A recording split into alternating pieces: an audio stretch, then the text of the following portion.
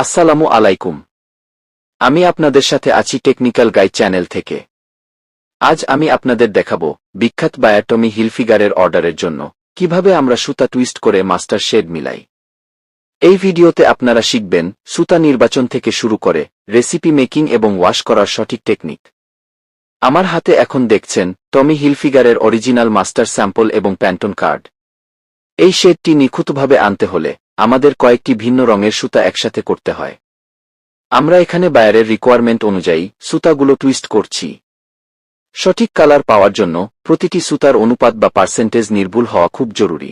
আপনারা স্ক্রিনে দেখতে পাচ্ছেন আমরা ডিজিটাল ওয়েট স্কেলে সুতাগুলো মেপে নিচ্ছি।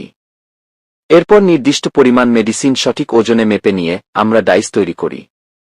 এই মেডিসিন ওজন করার মেশিনটি আপনারা দেখছেন, যা কালার ফিক্সিংয়ের জন্য অত্যন্ত গুরুত্বপূর্ণ।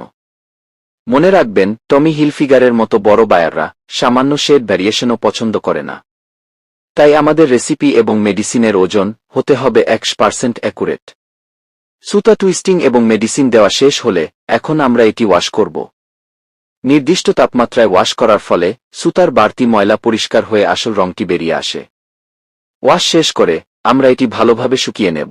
এবার দেখুন, ওয়াশ করার পর আমাদের তৈরি করা স্যাম্পলটি বায়ারের মাস্টার শেডের সাথে একদম মিলে গেছে।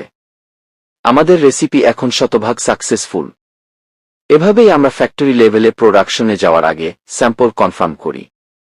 ভিডিওটি কেমন লাগলো জানাবেন। গার্মেন্টস সেক্টরের এমন আরও টেকনিক্যাল কাজ শিখতে চাইলে আমার চ্যানেল টেকনিক্যাল গাইড সাবস্ক্রাইব করে রাখুন। ধন্যবাদ সবাইকে।